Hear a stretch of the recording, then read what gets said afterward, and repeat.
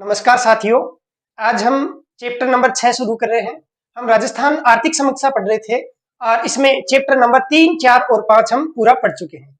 आज बिल्कुल नया चैप्टर है और नाम है सेवा क्षेत्र। देखो, सेवा क्षेत्र का मतलब होता है कि कृषि और उद्योग के अलावा जितने भी कार्यक्रम आप अपने आसपास में देखते हैं वो सारे सेवा क्षेत्र में शामिल होते हैं। अब सेवा क्षेत्र में मुख्य रूप से हम 6 बड़े क्षेत्रों को शामिल करते हैं। आपको पहले मैं बताना चाहूंगा कि जैसे व्यापार, होटल तथा जलपान गृह है वो सेवा क्षेत्र में आएगा।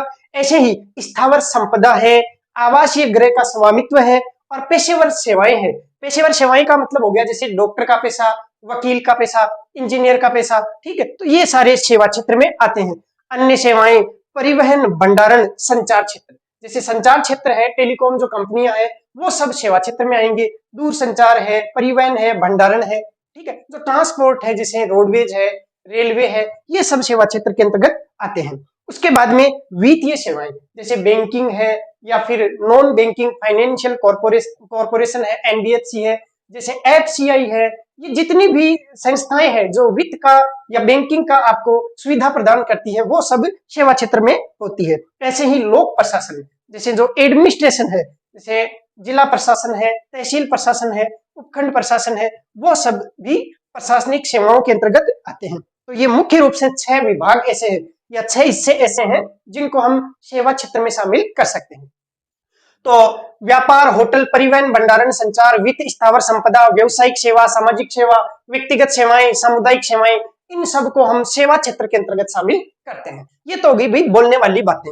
अब हमें क्या चीजें याद रखनी है और क्या चीजें सबसे ज्यादा इंपॉर्टेंट है, तो वो ये है कि सेवा क्षेत्र का परिदृश्य क्या है, मतलब सेवा क्षेत्र का राजस्थान की जीडीपी में कितना योगदान है और सेवा क्षेत्र में कितनी वृद्धि हुई है, ठीक है, स्थिर कीमतों पर क्या है, प्रचलित कीमतों पर क्या है, वो सारी चीजें हमें 1 बाय 1 देखनी है। तो सबसे पहले हम बात करें, एक होता है देखो जीएसवीए। जीएसवीए का मतलब होता है कि जीडीपी को अगर हम उप क्षेत्रों के हिसाब से बांट दें, जैसे जीडीपी में 3 मुख्य क्षेत्र हैं, कृषि, सेवा और उद्योग। तो कृषि, सेवा और उद्योग क्षेत्र का कितना कितना योगदान जीडीपी में रहता है उसी को हम जीएसवीए के नाम से जानते हैं, मतलब जीडीपी में उप क्षेत्रवार योगदान।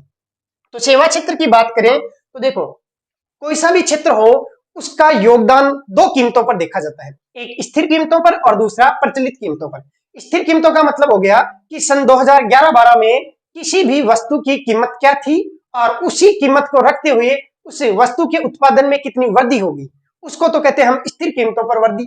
और प्रचलित कीमतों पर वृद्धि का मतलब हो गया कि आज के वक्त में हम कितनी तो वस्तुओं की संख्या में वृद्धि कर पा रहे हैं और कितनी उसकी कीमत में वृद्धि होगी, दोनों के हिसाब से हम टोटल ग्रोथ देखें तो वो होगी प्रचलित कीमतों पर वृद्धि। तो सबसे पहले हम बात करें कि जीएसवीए में योगदान, तो स्थिर कीमतों पर भी और प्रचलित कीमतों पर भी प्रतिशत में योगदान देखें तो वो बराबरी है, दोनों में 43.74% है। देखो 4374, ठीक है, इसको याद रखने का तरीका मैंने बताया था, 44.44 आपको याद रखना है। 44.44 का मतलब होता है 43.75, लेकिन एक पॉइंट आपको कम कर देना है सेवा क्षेत्र से और वो अन्य में जोड़ना बताया था मैंने पिछली क्लासेज में, तो आपको याद भी कराया था 43.76%। अब स्थिर कीमतों में कई बार आधार वर्ष आपसे पूछ लिया जाता है कि स्थिर कीमतों की जो गणना है वो कौन से वर्ष के आधार पर की जाती है, तो सन 2011-12 वर्ष के आधार पर या 2011-12 की कीमतों के आधार पर स्थिर कीमतों पर गणना की जाती है। तो दोनों ही क्षेत्रों में योगदान है वो 43.74 और यहाँ पर भी 43.74, एक याद करेंगे दूसरा ऑटोमेटिक याद हो जाएगा। उसके बाद में अपन बात करें कि सेवा क्षेत्र की जीएसडीपी। देखो जीएसडीपी का मतलब क्या होता है, एक होता है जीडीपी, ये किसी भी देश की जीडीपी निकाली जाती है, मतलब ग्रोस डोमेस्टिक प्रोडक्शन, सकल घरेलू उत्पाद या उत्पादन। अब किसी राज्य की जब जीडीपी ज्ञात करी जाती है तो यहाँ पे स्टेट शब्द और जुड़ जाता है, ग्रोस स्टेट डोमेस्टिक प्रोडक्शन, इसलिए जीएसडीपी से हम लिखते हैं। तो राज्य की जीडीपी है तो जीएसडीपी, तो राज्य की जीडीपी में सेवा क्षेत्र है उसका कितना योगदान है, मतलब कितने रुपए सेवा क्षेत्र से कमाए हैं। तो स्थिर कीमतों पे बात करें तो 3.21 लाख करोड़, मतलब 3.21 लाख करोड़ रुपए हमने प्राप्त किए हैं सेवा क्षेत्र के माध्यम से। और कीमतें कौन सी रखी, तो स्थिर कीमतें, मतलब 2011-12 की कीमतों के हिसाब से। और वर्तमान की बात करें, प्रचलित कीमतों की बात करें तो 5.73 लाख करोड़ हमने इनकम प्राप्त की है सेवा क्षेत्र से, ठीक है। अब इसको भी याद रखना, देखो 3.21, हमेशा स्थिर कीमतें हैं उसकी वैल्यू कम आती है, प्रचलित कीमतों की वैल्यू ज्यादा आती है, क्योंकि स्थिर कीमतों में पुरानी कीमतें ली जाती है और पुराने समय में कीमतें कम थी। आज के समय में हर चीज की कीमत बढ़ चुकी है, इस कारण से यहाँ पे प्रचलित कीमतों पर जो टोटल राशि आएगी वो हमेशा ज्यादा ही होगी। तो स्थिर कीमतों पर राशि कितनी है 3.21 लाख करोड़ और प्रचलित कीमतों पर कितनी है 5.73 लाख करोड़। 2-4 बार लिख लिख के प्रैक्टिस करेंगे तो ये भी याद हो जाएगा। 3.21 और यहाँ पे 5.73। देखो यहाँ पे एक चीज है 3-2-1 घटते क्रम में है 3-2-1 और यहाँ पे देखें तो तीनों ही विषम संख्या है, जैसे 3 है 5 है और 7 है, तो आप 5.73 पहले 5 उसके बाद में 7-3 घटते क्रम में दोनों संख्या है तो 5-7-3 ऐसे याद रख सकते हैं। या अपन देखें तो 5 और इधर वाला है 7 और 3 का योग हो गया 10, तो 5 और फिर 7 और 7 में 3 और जोड़ दे तो हो जाए 10। ठीक है, ऐसे कैसे भी आप मतलब एक पिक्चर बना लो 5.73 लाख करोड़ और इधर 3-2-1 घटते क्रम में। और जो प्रतिशत की बात करें तो 43.74, इसको अपन 44.44 से याद किया था। 44.44 का मतलब 43.75 होता है, लेकिन एक पॉइंट कम है 0.75 नहीं है 0.74 है। उसके बाद में हम बात करें वृद्धि दर की, तो वृद्धि स्थिर कीमतों के हिसाब से कितनी वृद्धि की है सेवा क्षेत्र में और प्रचलित कीमतों के हिसाब से कितनी वृद्धि की है सेवा क्षेत्र में। तो यहाँ पे वृद्धि कम ही आएगी क्योंकि कीमतें कम है, यहाँ पे वृद्धि ज्यादा आएगी क्योंकि कीमतें ज्यादा होती है। ये 10 के आसपास है, ये 17 के आसपास है। अब इसको भी देखो याद करते हैं, यहाँ पे 0.74 है तो 0.74 यहाँ पे भी आएगा। अब ये 10 के आसपास है तो 10.74 आ जाएगा, 10.74। और यहाँ पे ध्यान रखना 17 के आसपास है तो 17। और अब देखो ये जो 17 है ना, इसका अगर मैं यहाँ से मिटा दूं तो 1-1-1-1 ऐसे आ जाता है, तो ये 17.11, ठीक है 17.11%। ऐसे आप याद रखेंगे याद हो जाएगा। देखो वापिस बताता हूँ कितनी वृद्धि की, तो 10.74 क्यों करी, क्योंकि यहाँ पे जो टोटल योगदान है वो 43.74 है, तो यही वाला पॉइंट यहाँ आएगा। ठीक है, 10.74 हो गया और इधर 17 में अगर 7 वाले को सीधा कर दे तो 1-1-1-1 हो जाता है, मतलब 17.11। ठीक है, ऐसे आप कुछ इसको याद रख सकते हैं, क्योंकि संख्याएं हमेशा ऐसे ही किसी न किसी तरीके से याद रखी जाती है। कुछ समय अगर वो याद रह जाए तो बाद में रिवीजन करने के माध्यम से आप इनको स्थायी रूप से भी याद कर सकते हैं। बाकी इनका कोई तरीका नहीं होता है, डाटा है याद तो करने ही पड़ेंगे क्योंकि एग्जाम में पूछे जाते हैं। उसके बाद में ये भी बहुत महत्वपूर्ण है कि सेवा क्षेत्र में जो उपमद है उनका कितना कितना योगदान रहा। या हम बात करें सेवा क्षेत्र का प्रचलित मूल्यों पर, मतलब इन मूल्यों पे 2022-23 के हिसाब से प्रचलित मूल्यों पर उप क्षेत्रवार वितरण, ठीक है, ये कितना है। तो सबसे पहले या कहें सबसे ज्यादा जो योगदान है वो व्यापार होटल तथा जलपान गृह का है। जैसे व्यापार होटल जलपान गृह, ये कैसे याद रहेगा, कोई भी बिजनेसमैन है इसका मतलब वो पेशे वाला होगा। ठीक है, तो बिजनेसमैन है वो होटल में जाएगा और खाना भी खाएगा, जलपान ग्रहण भी करेगा। तो बिजनेस का मतलब हो गया व्यापार, फिर होटल और जलपान गृह। ये तीनों चीजें किसमें शामिल है, ये एक ही उप क्षेत्र में शामिल है और इनका टोटल मिला के योगदान कितना है, तो लगभग 27% के आसपास है। एग्जैक्ट फिगर आपको याद रखना है 27.69%। तो व्यापार होटल और जलपान गृह का योगदान कितना है 27.69%। उसके बाद में दूसरे नंबर पे कौन है, तो दूसरे नंबर पे है जो प्रॉपर्टी डीलर वगैरह होते हैं ना, प्रॉपर्टी वाले, जैसे स्थावर संपदा, आवासीय गृहों का स्वामित्व तथा पेशेवर सेवाएं। पेशेवर सेवाओं में आ जाती है जैसे नौकरी पेशा वाले, जैसे कोई वकील है तो उसका प्रोफेशन हो गया वकील, इंजीनियर, डॉक्टर, ये पेशेवर सेवाएं आती है। ठीक है, तो स्थावर संपदा, आवासीय गृह का स्वामित्व तथा पेशेवर सेवाएं, जैसे इंजीनियर, वकील, डॉक्टर, ये सारे इसमें आ जाते हैं। इनका योगदान कितना है, तो 24.62%। इसको भी याद रखना है, कितना है 24.62%। पहले नंबर पे ये, दूसरे नंबर पे ये, तीसरे नंबर पे आती है अन्य सेवाएं। इनका योगदान कितना है 19.57%। 19.57%। उसके बाद में देखो चौथे नंबर पे कौन है, तो परिवहन, भंडारण, संचार क्षेत्र। परिवहन, भंडारण और संचार क्षेत्र कितना योगदान है 11.78%। उसके बाद में वित्तीय सेवाएं, इनका कितना योगदान है 9.27%। वित्तीय सेवाओं का मतलब हो गया बैंकिंग है, एफसीआई है ना, मतलब जितनी भी वित्त से संबंधित सुविधाएं दी जाती है, सेवाएं दी जाती है, वो सारी वित्तीय सेवाओं के अंतर्गत आती है। और सबसे कम योगदान किसका रहता है, लोक प्रशासन का। लोक प्रशासन का मतलब होता है जैसे जिला कलेक्टर कार्यालय है उसके सारे कार्मिक है ना, आपके तहसील और उपखंड स्तर पे जितने भी कार्मिक है वो जो आपको सेवाएं प्रदान करते हैं वो सारी प्रशासनिक सेवाओं के अंतर्गत आते हैं। पटवारी, ग्राम सेवक, ये सब लोक प्रशासन के अंतर्गत आते हैं। अब आप ही जानते हैं, इशारे से समझ जाना, सबसे कम योगदान इन्हीं प्रशासन वालों का ही रहता है ना, क्योंकि ये सेवा कम ही देते हैं। ऐसे आप थोड़ा इसको याद रख लेना कि सबसे कम सेवा कौन देंगे, तो ये जो लोक प्रशासन वाले हैं वो सबसे कम योगदान देंगे। कितना 7.07। ठीक है, 7.07। वो कहते तो ऐसे कि हम 7 है 7 है ना, लेकिन 0 है। 7 कितना है? 0 है, तो 7.07, ये तो याद हो गया अभी। ऐसे ही देखो वित्तीय सेवाएं, वित्तीय सेवाओं में जैसे अपन बात करें तो वित्त का मतलब हो गया बैंक। अब इसको देखो ऐसे याद कर लो, वित्त का मतलब हो गया बैंकिंग मतलब सेक्टर। तो बैंक में कितना ब्याज लगता है? लगभग अपन मान लीजिए एफडी वगैरह करवा दें तो वो 9% के आसपास ब्याज दर रहती है वार्षिक, ठीक है। तो 9 और वो 9 का तिगुना कब होगा? तो 27, है ना। तो 9 का तिगुना 27। ऐसे आप कुछ याद रख लेना कि आपने एफडी करवाई और 9% ब्याज दर पर करवाई, अब वो तिगुनी कब होगी? तब जाके आपको वापस रिटर्न मिलेगी। तो 9 और 9 का तिगुना 27, तो 9.27। दो चीजें तो याद होगी। सबसे कम किसका? लोक प्रशासन का। कहते तो है 7 है, तो लेकिन है 7 कितना? 0, तो 7.07। उसके बाद में वित्तीय सेवाओं का कितना है? तो 9.27। मतलब बैंक में क्या होता है? 9% वार्षिक ब्याज दर है, तो 9 और तिगुनी राशि होगी तो 9 तिये 27। ऐसे कुछ याद कर लेना। उसके बाद में है परिवहन भंडारण संचार क्षेत्र, ठीक है। इसका कितना है? 11.78, ठीक है, 11.78। अब इसको भी कैसे याद रखेंगे? रट लो इसको डायरेक्ट, परिवहन भंडारण संचार क्षेत्र। परिवहन, परिवहन का मतलब हो गया जैसे रोडवेज वगैरह, ये है ना। तो एक तो आदमी कहता ना कि पैदल, ठीक है, 11 नंबर बस में जाते हैं, है ना।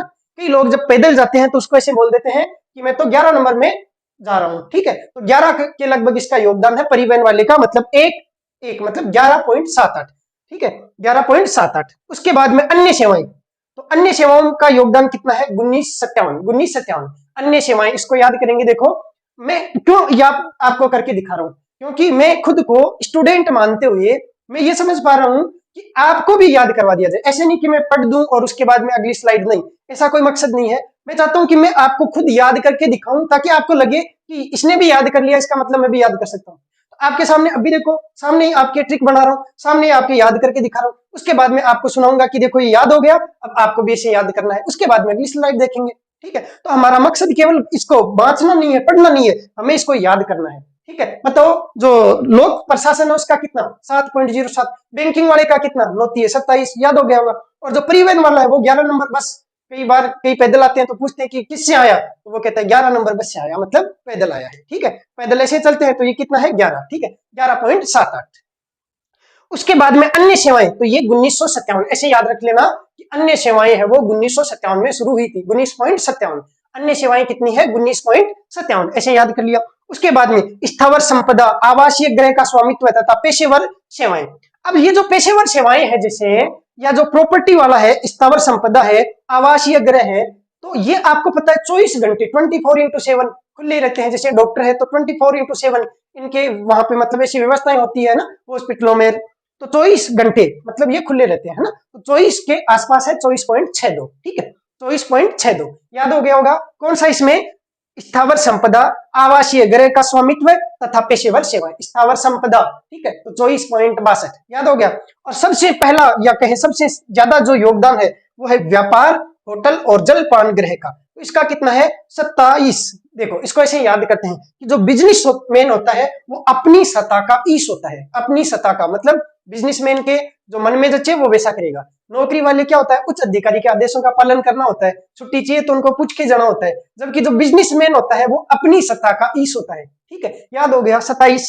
वो अपनी सत्ता का क्या है? ईश है, ठीक है। तो वो अपनी सत्ता का ईश है, तो 27 एक याद रख जाए, बाद वाले पॉइंट तो आप ऐसे ही याद कर लेंगे, 27.69, ठीक है। तो अब देखो आपको सुनाता हूं मैं कैसे कैसे। सबसे पहले किसका? तो सबसे ज्यादा योगदान किसका? बिजनेस का, तो व्यापार। अब व्यापार जो करता है या बिजनेस जो करता है वो होटल में जाके जलपान गृह उसको भी ग्रहण करेगा। तो व्यापार, होटल और जलपान गृह, इनका योगदान कितना है? तो जो बिजनेस करता है वो अपनी सत्ता का ईश होता है, इसलिए 27.69%। देखो याद हुआ ना। दूसरा नंबर किसका है? तो प्रॉपर्टी वाले का। तो जो स्थावर संपदा है या संपत्ति है, और जो मतलब हाउस वगैरह है, और जो पेशेवर सेवाएं हैं तो वो कितना है? तो पेशेवर सेवाओं से याद हो जाएगा आपको कि जिनका पैसा डॉक्टर का है तो वो कितना? तो 24 घंटे वो खुले रहते हैं, तो 24.62%। उसके बाद में अन्य सेवाएं, अन्य सेवाओं का मैंने याद कराया था 1957, तो 19.57 तीन हो गए। चौथे पे किसका नंबर है? तो वित्तीय सेवाएं। चौथे पे पहले आ गया परिवहन, सॉरी, तो चौथे पे है परिवहन। परिवहन कितना है? तो परिवहन आपको पता है 11 नंबर, तो 11.78%। उसके बाद में चौथे नंबर पे कौन सा आ गया? वित्तीय सेवाओं वाला, तो वित्तीय सेवाएं का मतलब हो गया बैंकिंग, बैंक में 9% ब्याज दर थी, 9 का तिगुना हो गया 27, तो 9.27। उसके बाद में आ गया लोक प्रशासन। लोक प्रशासन में आते हैं हम लोग जो कहते हैं हम 7 है 7 है, लेकिन 7 कितना होता है 0, 7.07। ठीक है, ये लो जी, याद हो गए। देखो एक बार इसे याद हो जाए तो 2-4 बार बाद में रिवीजन कर लेना, आपको याद रह जाएंगे।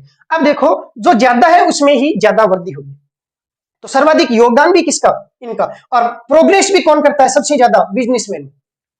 क्योंकि जो पैसे वाला होता है या जो नौकरी वाला होता है उसकी सैलरी मान लो इस साल 50,000 रुपए महीना है, तो अगली साल डीए वगैरह बढ़ के हो सकता है 52,000 53,000 पर मंथ हो जाए। लेकिन एक जो बिजनेसमैन है वो बहुत ज्यादा प्रोग्रेस भी कर लेता है। तो सर्वाधिक वृद्धि है वो भी किसमें है, व्यापार में है। व्यापार जिसके पास होटल होती है उनमें सर्वाधिक वृद्धि है, और ये वृद्धि कितनी है तो 19.73% की। तो सर्वाधिक वृद्धि दर 1973, ठीक है 19.73%। ध्यान रखना सर्वाधिक वृद्धि दर कौन से सेक्टर में हुई है, तो इसमें व्यापार वाले में, व्यापार होटल और जलपान गृह वाले में कितनी हुई है, 19.73%। अब देखो इसको भी रिवीजन करते हैं एक बार। हम बात करें जीएसवीए की, तो जीएसवीए में योगदान सेवा क्षेत्र का कितना है, तो प्रतिशत में बात करें तो 44%, मतलब 43.74%। प्रचलित कीमतों पर बात करें चाहे स्थिर कीमतों पर बात करें, दोनों में समान है।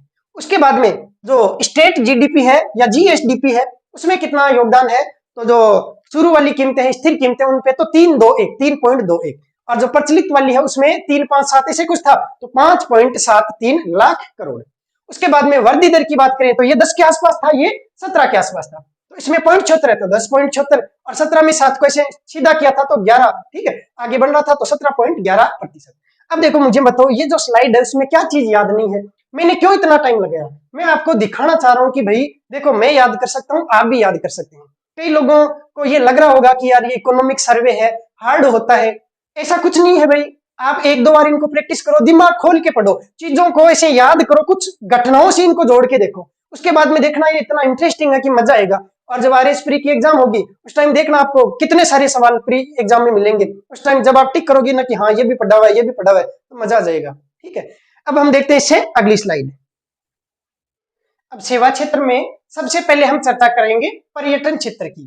तो पर्यटन क्षेत्र क्या है, तो सबसे पहले बात करें कि वर्ष 2022 में कितने पर्यटक राजस्थान में घूमने के लिए आए। तो एक संख्या होती है 786, उससे 200 ज्यादा कर दे तो 986, तो ये याद रख लेना 986, 786 की बजाय 986, 200 और बढ़ा देना उसमें तो 986.32, तो 986.32 लाख पर्यटक राजस्थान में घूमने के लिए आए थे। और नवंबर 2022 तक का ये डाटा है, क्योंकि सर्वे में इतना ही लिखा हुआ है तो हमें इतना ही याद रखना है।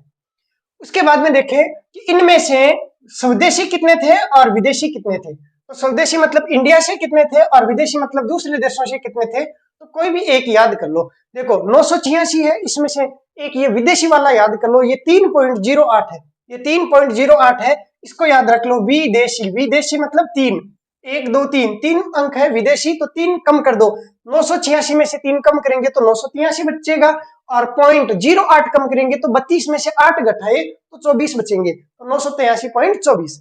आपको केवल ये याद रखना है और ये याद रखना है, अगर स्वदेशी पूछे तो घटा के निकाल लेना, दो डाटा याद कर लो। 986 ये याद रह जाएगा, आसान है, 786 की जगह 986.32, इसमें से विदेशी कितने थे तो 3.08, इसको भी कैसे याद रखेंगे, विदेशी लोग कारीगर होते हैं वो 3 का 8 बना देते हैं, ऐसे 3 तो लिखा हुआ ही ऐसे करके 8 बना देते हैं ना, तो 3.08, ठीक है। जबकि कारीगरी उनकी कितनी होती है भारतीयों के सामने, 0 होती है भाई, वो 3 का 8 ही बना सकते हैं, बाकी कारीगरी नहीं होती। कैसे भी याद रख लो, एक बार याद रख लो उसके बाद में वो छप जाता है दिमाग में।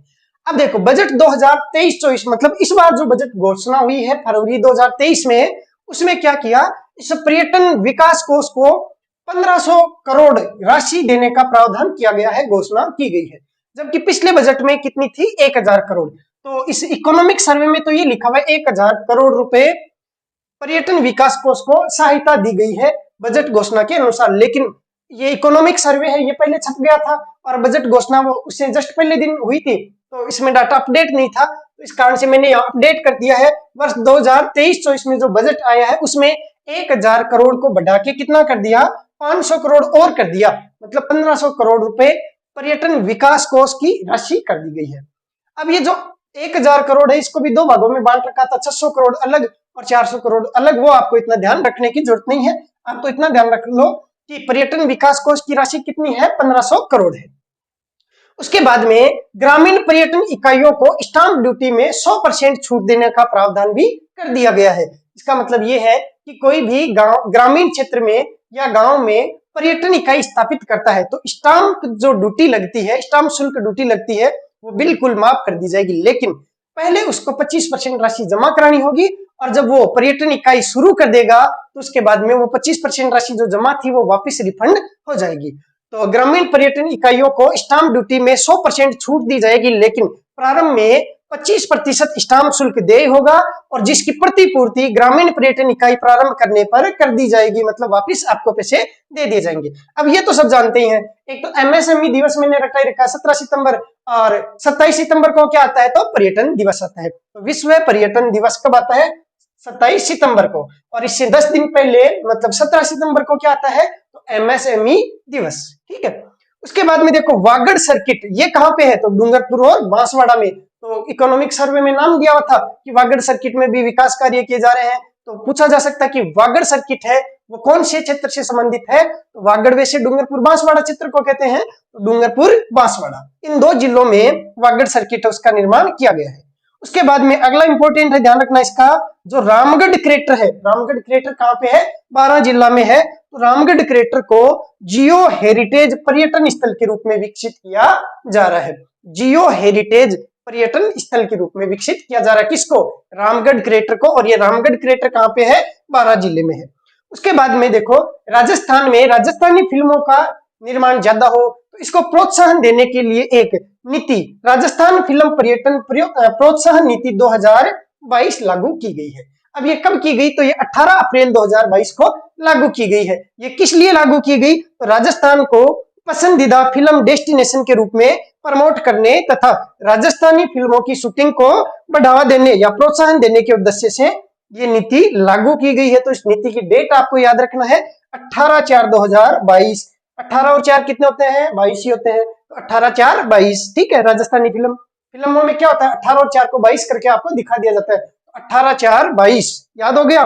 उसके बाद में इसमें एक प्रावधान भी किया गया है कि अगर आप राजस्थान में जो पर्यटन स्थल है वहां पर शूटिंग करते हैं या किसी किले में, तो राजस्थानी फिल्मों की शूटिंग करते हैं, तो आपको सरकार की तरफ से लागत जो आती है उसमें से 2 करोड़ रुपए का प्रावधान कर दिया गया, मतलब आपको अनुदान दे दिया जाएगा या सब्सिडी सरकार की तरफ से दे दी जाएगी, या फिर जो कुल लागत है उसका 15% कैलकुलेट करके इन दोनों में जो कम होगा वो आपको सब्सिडी दे दी जाएगी। उदाहरण के लिए मान लीजिए 10 करोड़ रुपए फिल्म बनाने में लगे, तो 10 करोड़ का 15% हुआ 1.5 करोड़, ठीक है। तो आपको एक तो 1.5 करोड़, दूसरा है 2 करोड़, तो इनमें से कम कौन सा है, 1.5 करोड़, तो आपको कितना मिलेगा, 1.5 करोड़। लेकिन उदाहरण के लिए मान लीजिए फिल्म बनाने में 20 करोड़ रुपए खर्च हो गए, तो 20 करोड़ का 15% कितना होता है, 3 करोड़। तो 3 करोड़ मिलेंगे या 2 करोड़ मिलेंगे, तो आपको 2 करोड़ ही मिलेंगे। तो इसमें जो न्यूनतम है वो मिलता है, या कहे कुल उत्पादन लागत का 2 करोड़ तक, अधिकतम 2 करोड़ तक, या फिर जो 15% है वो अनुदान दिया जाता है। तो इसमें जो भी कम राशि कैलकुलेट होती है वो अनुदान आपको मिल जाता है। इसके बाद में है राजस्थान ग्रामीण पर्यटन योजना 2022। तो देखो नाम से स्पष्ट है, ग्रामीण पर्यटन योजना, इसका मतलब हुआ कि ग्रामीण क्षेत्रों में पर्यटन को विकास या विकसित करने के लिए नई योजना लागू की गई है, ताकि लोग इस योजना के माध्यम से ज्यादा पर्यटन क्षेत्रों में इन्वेस्ट कर सके।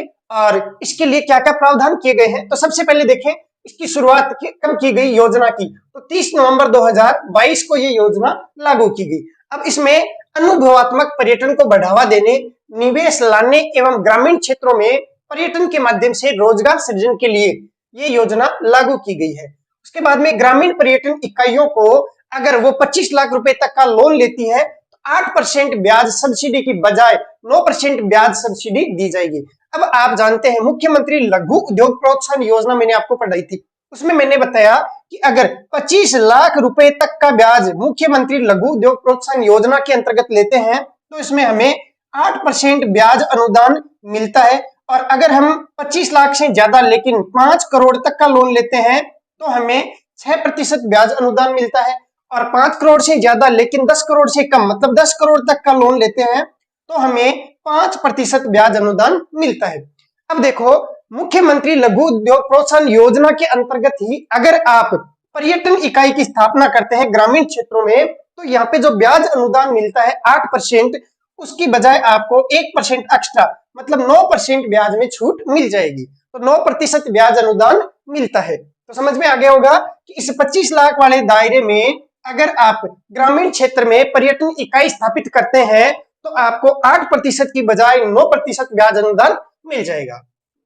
और योजना कौन सी है? मुख्यमंत्री लघु उद्योग प्रोत्साहन योजना। इसी के अंतर्गत आपको लोन लेना है, लेकिन आपने पर्यटन इकाई स्थापित करी है, इस कारण से आपको 1% एक्स्ट्रा ब्याज डिस्काउंट या ब्याज में जो सब्सिडी है, अनुदान है, वो मिल जाएगा। उसके बाद में न्यूनतम रुपए 1 करोड़ निवेश करने वाली ग्रामीण पर्यटन इकाई को 10 वर्ष तक स्टेट जीएसटी का 100% पुनर्भरण कर दिया जाएगा। मतलब अगर आप न्यूनतम मतलब कम से कम 1 करोड़ रुपए का इन्वेस्ट कर सकते हैं, मतलब 1 करोड़ या 1 करोड़ से ज्यादा का इन्वेस्ट करें, तो ऐसी स्थिति में आपको एसजीएसटी में 10 साल तक 100% पुनर्भरण मिल जाएगा। मतलब आपके एसजीएसटी एक बार तो लगेगी, लेकिन वो वापस रिफंड हो जाएगी। और ये कब तक होगी? तो ये 10 सालों तक रिफंड होती रहेगी। तो ये तो आसान है, राजस्थान ग्रामीण पर्यटन योजना। इसमें ध्यान रखना है, डेट एक तो 30 नवंबर 2022। और उसके बाद में इसमें क्या प्रावधान है? तो एक तो ब्याज सब्सिडी कितनी है? 9% है। कितने रुपए तक? 25 लाख तक। दूसरा क्या है? 1 करोड़ तक, 1 करोड़ से ज्यादा अगर आप निवेश करते हैं तो जो एसजीएसटी है उसमें 100% आपका पुनर्भरण कर दिया जाएगा। उसके बाद में राजस्थान पर्यटन विभाग को 2022 में कुछ अवार्ड मिले थे, महत्वपूर्ण अवार्ड, उनके बारे में दिया गया है। कौन कौन से अवार्ड मिले? तो सबसे इंपॉर्टेंट अवार्ड तो ये वाला है, पूछने की ज्यादा संभावना इसकी है।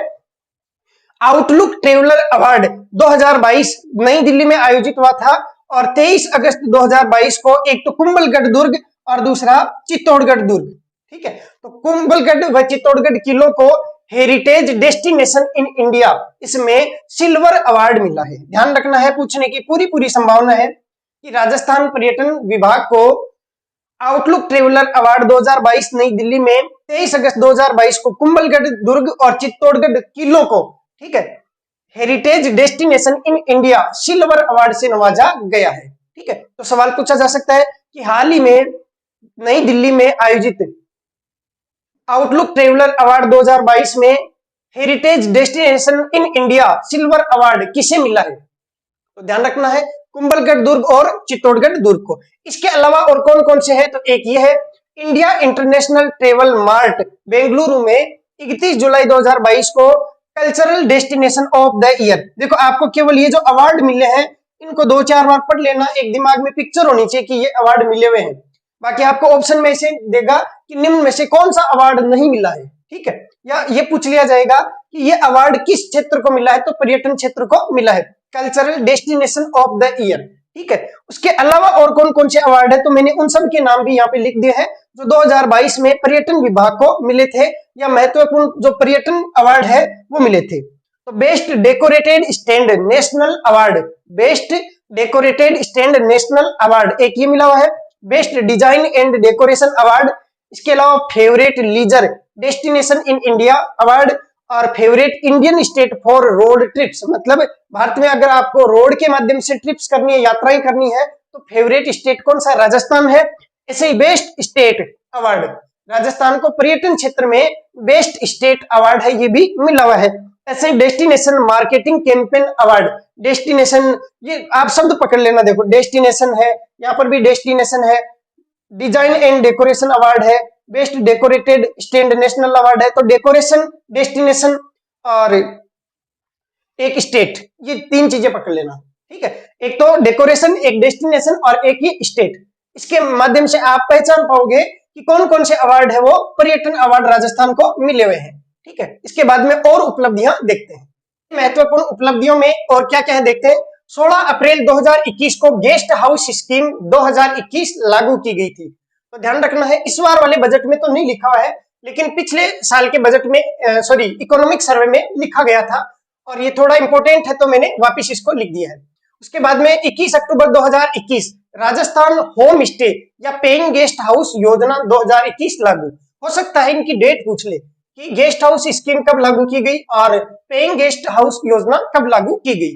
तो गेस्ट हाउस है ये 16 अप्रैल को और ये जो पेइंग गेस्ट है वो 21 अक्टूबर को। ठीक है, अब देखो इसको याद कैसे रखना है। तो गेस्ट हाउस 16/4 ऐसे याद रख लेना, 16/4 गेस्ट हाउस 16/4, और ये जो पेइंग गेस्ट है वो 21/10, ठीक है, ऐसे डेट याद रख लेना, 21/10/16/4, गेस्ट हाउस 16/4 और पेइंग गेस्ट है वो 21/10, ठीक है। अब सीकर में पर्यटन स्वागत केंद्र, पिछले इकोनॉमिक सर्वे में है कि सीकर में पर्यटन स्वागत केंद्र का निर्माण किया गया है, ये इंपॉर्टेंट है इसलिए मैंने वापस इसको लिखा है। ऐसे ही अहमदाबाद में पर्यटक सूचना ब्यूरो का निर्माण किया गया है, सीकर को तो बना दिया गया पर्यटन स्वागत केंद्र और अहमदाबाद को बना दिया गया पर्यटक सूचना ब्यूरो। उसके बाद में 27 सितंबर 2021 राजस्थान टूरिज्म मोबाइल ऐप है, ये भी लॉन्च किया गया था। कब? 27 सितंबर को क्या आता है? पर्यटन दिवस। तो पर्यटन दिवस पर 2021 में राजस्थान टूरिज्म मोबाइल ऐप है, ये लॉन्च किया गया था। और इस बार वाले सर्वे में लिखा हुआ है मीरा स्मारक या राव दूधागढ़ जो है वो मेड़ता नागौर में, मतलब मीरा स्मारक बनाया जा रहा है या राव दूधागढ़, ठीक है, तो ये कहां पे? मेड़ता नागौर में। तो मीरा मेड़ता ये तो आप जानते होंगे, मेड़ता मीरा के लिए प्रसिद्ध स्थान है, मीरा स्मारक भी है वहां पे और राव दूधागढ़ भी है, ठीक है, ये राव दूधागढ़ है। उसके बाद में है अगला विभाग देवस्थान विभाग। तो पर्यटन विभाग हमने पढ़ लिया सेवा क्षेत्र में, अब पर्यटन के बाद में आता है देवस्थान विभाग। अब देखो देवस्थान विभाग क्या होता है, आरएस में एक अलाइड सर्विसेज में आपको पोस्ट भी मिल सकती है देवस्थान विभाग वाली, अगर आपको घूमना है, मजे करने हैं घूम घूम के, तब ये आपके लिए बहुत अच्छी पोस्ट होती है। इसमें क्या होता है, जितने भी धार्मिक स्थल है वो इस विभाग के अंतर्गत आते हैं, जैसे मंदिरों का संरक्षण है और जो फ्री की यात्राएं हैं वो सब इसके अंतर्गत आती है। तो देवस्थान विभाग धार्मिक संस्कृति और संवर्धन का विभाग है, मतलब धार्मिक जो संस्कृति है उसका विभाग है और धार्मिक जो संस्कृति उसको बढ़ाने का विभाग है, ठीक है, धर्म से जुड़ा हुआ है देवस्थान विभाग। 390 राज्य प्रत्यक्ष प्रभार और 203 राज्य आत्मनिर्भर मंदिरों और संस्थाओं का प्रबंधन देवस्थान विभाग द्वारा किया जाता है, ये ध्यान रखना आपको। 390 तो राज्य प्रत्यक्ष प्रभार और 203 राज्य आत्मनिर्भर मंदिरों और संस्थाओं का प्रबंधन देवस्थान विभाग द्वारा वर्तमान में किया जा रहा है। अब देवस्थान विभाग ने एक योजना लागू की है, तीर्थ यात्रा योजना, मुफ्त में है, तो वरिष्ठ नागरिकों के लिए तीर्थ यात्रा योजना। इसमें क्या है, राज्य के जो वरिष्ठ नागरिक हैं उनको देश के विभिन्न धार्मिक स्थानों, जैसे पहला तो है रामेश्वरम, जगन्नाथपुरी, गंगा सागर, यहाँ पे रेल मार्ग के द्वारा मुक्त यात्रा, और पशुपतिनाथ जो काठमांडू नेपाल में है, काठमांडू क्या है? नेपाल की राजधानी, तो पशुपतिनाथ काठमांडू नेपाल, वहां पे हवाई मार्ग के द्वारा मुक्त यात्रा करवाई जा रही है, ठीक है। उसके बाद में एक योजना और है कैलाश मानसरोवर तीर्थ यात्रा योजना। इसमें भी प्रावधान किया गया कि अगर कोई भी यात्री कैलाश मानसरोवर की तीर्थ यात्रा करना चाहता है तो राजस्थान सरकार के द्वारा उसको 1 लाख रुपए की वित्तीय सहायता दी जाएगी। हालांकि इसमें देखो क्या था कि प्रावधान तो कर दिया गया, भाई सरकार ने ऐसा प्रावधान तो कर दिया, लेकिन इसके लिए पहले रजिस्ट्रेशन करवाना होता है और रजिस्ट्रेशन कराने के लिए पहले आवेदन करना होता है। आवेदन में एक भी व्यक्ति का जो आवेदन है वो स्वीकृत नहीं किया गया, मतलब 2022-23 में किसी भी व्यक्ति को यात्रा नहीं करवाई गई, ये केवल लिखा गया कि वित्तीय सहायता दी जाएगी, लेकिन एक को भी नहीं दी, ठीक है। तो कैलाश मानसरोवर तीर्थ यात्रा योजना है, 1 लाख रुपए मिल सकते हैं लेकिन मिले किसी को भी नहीं।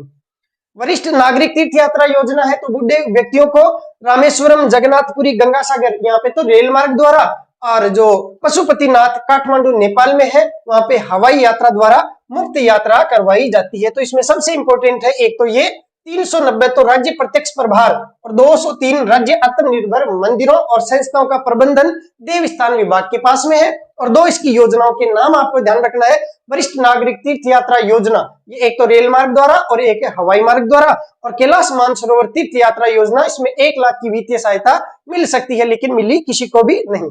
इसके बाद में अगला देखते हैं वित्तीय सेवाएं जो बैंकिंग से रिलेटेड होती है। अब वित्तीय सेवाओं में जैसे बैंकिंग है ये सब भी आते हैं। तो सबसे पहले हम देखते हैं बैंकिंग। देखो बैंकिंग क्या होता है, तो बैंक के माध्यम से जो लोन दिया जाता है, जमाएं स्वीकार की जाती है, ठीक है, तो ये सब बैंकिंग सेवा क्षेत्र के अंतर्गत आते हैं। हमें केवल ये देखना है कि राजस्थान में और भारत में बैंकिंग की क्या क्या स्थिति है। तो सितंबर 2021 से लेके और सितंबर 2022 तक तुलनात्मक अध्ययन हम करने वाले हैं कि इस एक वर्ष में सितंबर 2021 से सितंबर 2022 में इस एक वित्तीय वर्ष में, मतलब बैंकों का जो वित्तीय वर्ष है वो सितंबर से सितंबर कैलकुलेट किया गया है। तो सितंबर 2021 से सितंबर 2022 तुलनात्मक अध्ययन की दृष्टि से हम देखें तो बैंकिंग में जमा वर्दी कितनी हुई है, मतलब जैसे उदाहरण के लिए 2021 में, सितंबर 2021 में 100 रुपए बैंक में जमा थे, तो अब देखें सितंबर 2022 में तो बैंकों में कितने रुपए जमा हो गए, तो 112.51 रुपए जमा हो गए। इसका मतलब कितने रुपए की वर्दी हो गई, तो राजस्थान में देखें तो 100 रुपए पर वर्दी हो गई 12.51 की। तो राजस्थान में जमा में वर्दी हुई है 12.51 की, जबकि भारत में जमा में वर्दी हुई है 9.78% की। मतलब पहले 100 रुपए जमा थे तो अब 109.78 रुपए ही जमा है। तो राजस्थान की स्थिति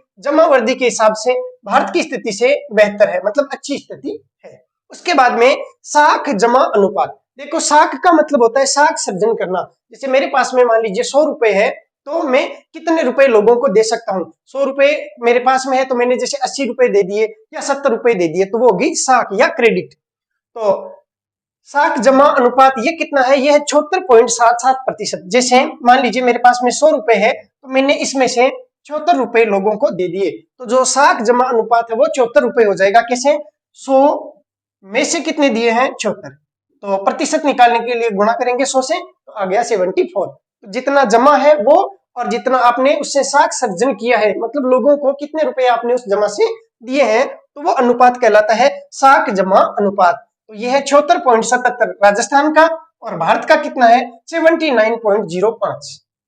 ठीक है, तो राजस्थान का साख जमा अनुपात 76.77 और यहाँ पे 79.05 भारत का साख जमा अनुपात है। ऐसे ही ऋण वितरण में बढ़ोतरी कितनी हुई है, जैसे पिछले साल सितंबर 2021 तक मान लीजिए 100 रुपए लोन के दे रखे थे लोगों को, तो इस बार सितंबर 2022 तक कितने रुपए लोगों को दे दिए, तो 117.74 रुपए दे दिए राजस्थान में। तो वर्दी कितने की होगी, 17.74% की। तो राजस्थान में जो ऋण वितरण में बढ़ोतरी हुई है प्रतिशत में, वो 17.74% है, जबकि भारत में 17.25% है। ठीक है, तो भारत से राजस्थान में थोड़ा ऋण वितरण है उसमें बढ़ोतरी ज्यादा हुई है, और भारत में ऋण प्रतिशत में बढ़ोतरी कम हुई है। और यहाँ पे साख जमा अनुपात है वो भी भारत का ज्यादा है, राजस्थान का कम है। बहुत ज्यादा फर्क नहीं है, डाटा लगभग सेम से ही है। ये 7 वाली लाइन में है, ये 17-17, और ये ध्यान रखना ये 12.51% और ये 9.78% जमा वर्दी वाला। तो ये थोड़ा सा आप याद कर लेना, बाय द वे मान लीजिए साफ पूछ लिया जाए तो हम जवाब दे सकते हैं। अब ऐसे ही देखो राजस्थान में औसतन बात करें तो 10,099 व्यक्तियों पर एक बैंक शाखा है। याद कैसे रहेगा, देखो बैंक में जब 100 रुपए जमा होते हैं तो 100 रुपए ही लेते हैं, वो 99 भी नहीं लेते, 1 रुपया भी कम नहीं लेते, मतलब 100,99। तो 100,99 मतलब 10,099 व्यक्तियों पर एक बैंक शाखा है। और क्षेत्रफल के हिसाब से देखें तो 42.85, लगभग आप ये देख लो 43 वर्ग किलोमीटर पर, मतलब 43 वर्ग किलोमीटर का एक दायरा है, उसमें आपको एक ब्रांच मिल जाएगी। तो किसी भी बैंक की एक आपको शाखा मिल जाएगी। तो व्यक्तियों के हिसाब से 199 और क्षेत्रफल के हिसाब से लगभग 43 वर्ग किलोमीटर या 42.85 वर्ग किलोमीटर क्षेत्र पर एक बैंक शाखा मिल जाएगी। अब देखो बैंकिंग सेवा में ही डिजिटल भुगतान आजकल बहुत ज्यादा होने लग गया है। पहले हम कैश लेन देन करते थे और आजकल हम फोन पे कर देते हैं, गूगल पे कर देते हैं, मतलब डिजिटल भुगतान हम ज्यादा करने लग गए हैं।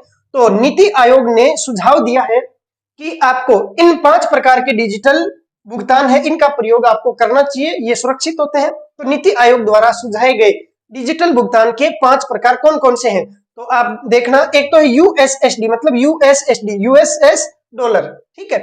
तो स्टार 99 हैश बैंकिंग थी, ये इसका सिंबल है ना। तो यूएसएसडी मतलब यूएसएस डॉलर। और दूसरा है आधार सक्षम भुगतान, आधार से भी आप पेमेंट कर सकते हैं। तीसरा है वॉलेट, जैसे आपके फोन पे के वॉलेट में कुछ पैसे होते हैं, उससे भी आप भुगतान कर सकते हैं। और चौथा है रुपे कार्ड या डेबिट कार्ड या क्रेडिट कार्ड या प्रीपेड कार्ड, मतलब कार्ड के माध्यम से भुगतान कर सकते हैं। तो debit card, credit card, prepaid card और रुपे कार्ड, इनके माध्यम से भुगतान। और पांचवा जो आजकल हम सर्वाधिक यूज ले रहे हैं, यूपीआई, मतलब डायरेक्ट फोन पे के माध्यम से, गूगल पे के माध्यम से, वो हो गया यूपीआई। अब यूपीआई एड्रेस क्या होता है, जैसे मान लीजिए आपका मोबाइल नंबर है, तो आपका मोबाइल नंबर उसके बाद में @YBL, ऐसे आपका यूपीआई एड्रेस होता है। ठीक है, तो यूपीआई एड्रेस के माध्यम से भी आप डायरेक्ट फोन नंबर से आप डायरेक्ट भुगतान कर सकते हैं। अब 4 जिले राजस्थान में ऐसे चयनित किए गए हैं जिनका लक्ष्य रखा गया है कि 100% डिजिटाइजेशन हो जाना चाहिए। तो 4 जिले 100% डिजिटाइजेशन के लिए राजस्थान से चयनित किए गए हैं। कौन कौन से जिले हैं, एक तो अजमेर, सेंटर जो है राजस्थान का मध्य है, अजमेर या हृदय है वो अजमेर। ऐसे ही इधर लास्ट में धौलपुर और इधर लास्ट में जैसलमेर, देखो ऐसे है। ये राजस्थान है मान लीजिए, तो यहाँ तो मिड पॉइंट आ गया अजमेर, यहाँ पे इधर वाला लास्ट आ गया जैसलमेर, इधर लास्ट आ गया धौलपुर और इधर सिरोही। हालांकि बांसवाड़ा है सबसे नीचे, लेकिन इधर गुजरात बॉर्डर, मतलब आपको गुजरात जाना है तो इधर आप सिरोही से जाएंगे। तो ऐसे आप नक्शे से याद रख लेना, मिड में कौन अजमेर, लास्ट इधर पूर्व साइड में कौन धौलपुर, पश्चिम साइड में कौन जैसलमेर और नीचे की साइड में गुजरात साइड में कौन सिरोही। तो ये 4 जिले ऐसे हैं, अजमेर, धौलपुर, जैसलमेर और सिरोही, जिनको 100% डिजिटाइजेशन के लिए चयनित किया गया है। इसके बाद में हम और जो बैंकिंग क्षेत्र की योजनाएं हैं उसके बारे में अध्ययन कर लेते हैं। उसके बाद में बैंकिंग क्षेत्र की या बैंकिंग सेवा की प्रमुख जो योजनाएं हैं उनको देख लेते हैं। सबसे पहली है स्टैंड अप इंडिया योजना। देखो स्टैंड अप इंडिया योजना है, ये एससी या एसटी या जो महिला उद्यमी है उनमें जो उद्यमशीलता है उसमें प्रोत्साहन के लिए चलाई गई है। तो एससी एसटी या महिला उद्यमियों में उद्यमशीलता के प्रोत्साहन हेतु यह योजना चालू की गई है। अब इसमें क्या होता है, 10 लाख रुपए से लेके और 1 करोड़ रुपए तक की ऋण सुविधा प्रदान की जाती है। ये आपको विशेष ध्यान रखना है, कोई भी योजना है उसमें कितना लोन प्रदान किया जाता है, और ये 10 लाख जो रुपए हैं वो न्यूनतम, इसका मतलब कम से कम 10 लाख रुपए और अधिकतम 1 करोड़ रुपए तक का लोन इस योजना के माध्यम से दिया जाता है। इस लोन की जो अवधि है वो 7 वर्ष तक रहती है। और किस लिए दिया जाता है, तो गैर कृषि क्षेत्रों में हरित क्षेत्र के उद्यमों, मतलब जिससे पोल्यूशन ना हो, तो हरित क्षेत्र के उद्यमों की स्थापना के लिए ऋण दिया जाता है। अब इसमें मदद के लिए, ताकि लोगों को इससे मतलब इसके बारे में जानकारी मिल सके और ज्यादा से ज्यादा लाभ मिल सके, इसके लिए सिडबी ने small industrial development bank of India, देखो आईडीबीआई बैंक आपने सुना है, Indian industrial development bank of India, इसके पहले एस लिख दिया, इसका मतलब एस मतलब स्मॉल, तो small industrial development bank of India जिसको आप सिडबी के नाम से जानते हैं, तो सिडबी ने इस योजना के प्रचार प्रसार व सहायता हेतु वेब पोर्टल www.standupमित्र, मतलब स्टैंड अप मित्र, तो देखो स्टैंड अप इंडिया योजना है तो प्रधानमंत्री ऐसे ही नाम निकालते हैं स्टैंड अप मित्र, मतलब ये स्टैंड अप योजना में मित्र की तरह आपकी सहायता करेगा। तो स्टैंड अप मित्र .in स्थापित किया, तो वेब पोर्टल का नाम ध्यान रखना है स्टैंड अप मित्र। स्टैंड अप इंडिया योजना है और इसका जो वेब पोर्टल है वो क्या है, स्टैंड अप मित्र। स्टैंड अप मित्र ये आपकी मित्र की तरह सहायता करेगा, मतलब लोगों को जानकारी देगा, प्रचार प्रसार करेगा और सहायता के लिए स्टैंड अप मित्र वेब पोर्टल की स्थापना की गई है। कितना लोन मिलता है, तो 10 लाख रुपए से 1 करोड़ रुपए तक। कितनी साल के लिए मिलता है, तो 7 साल के लिए मिलता है। किन को मिलता है, एससी को या एसटी कैटेगरी या फिर महिला उद्यमी है उनको ये लोन मिलता है।